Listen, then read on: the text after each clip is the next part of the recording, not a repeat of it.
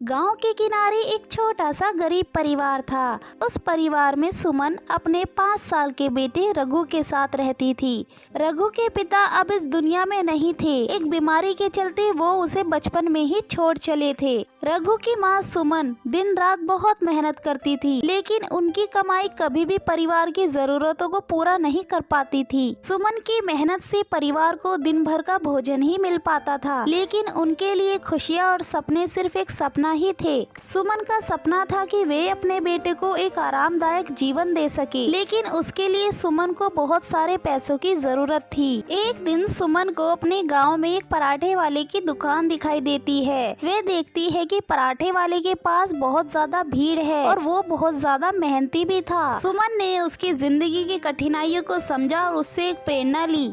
क्यों ना मैं भी आलू के पराठों का अपना एक ठेला लगाऊं? कम से कम अपने बच्चे की सपने तो मैं पूरे ही कर सकती हूँ ना। वैसे भी मैं आलू के पराठे काफी अच्छे बना लेती हूँ। सुमन ने तय किया कि वो भी पराठे बेचने का व्यापार शुरू करेगी। उसके पास जो थोड़े बहुत बचे हुए पैसे थे, उसने उसी से व्यापार को शुरू करने का फैसला किया।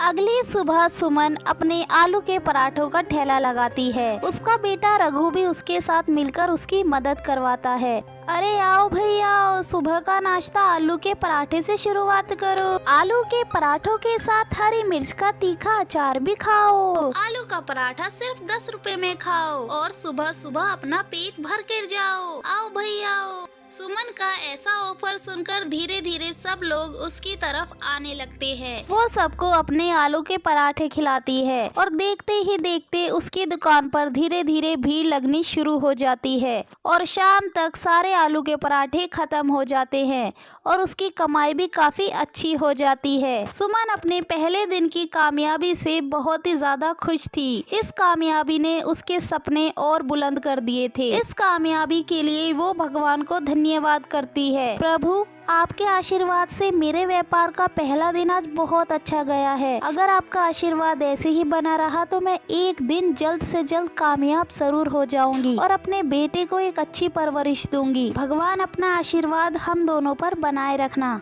दिन बीतते गए और सुमन की लगन और मेहनत से उसके आलू के पराठे पूरे गांव में फेमस हो जाते हैं। लोगों को उसके आलू के पराठों का टेस्ट काफी पसंद आ रहा था। दूर दूर से लोग सिर्फ उसके आलू के पराठे खाने के लिए ही आते हैं। सुमन की मेहनत और लगन उसकी सफलता की ओर उसे लेकर जा रही थी और 6 महीने बाद सुमन एक अच्छा सा घर भी ले लेती है। अब उसकी गरीबी दूर हो जाती है और वो अपने बेटे रघु को एक अच्छे स्कूल में पढ़ाती है और उसे एक अच्छी परवरिश भी देती है। अब उसे किसी चीज की कोई भी कमी नहीं थी। वो अपने बेटे के साथ खुशी खुशी इस घर में रहती है। इस कहानी से हमें ये सीखने को मिलता है कि मेहनत, लगन और संघर्ष से ही हम अपने सपनों को पूरा कर सकते हैं। गरीबी का बहाना बनाकर नहीं, हमें अपने सपनों की प्राप्ति के लिए प्रयास करना चाहिए। सुमन ने इसे साबित किया है।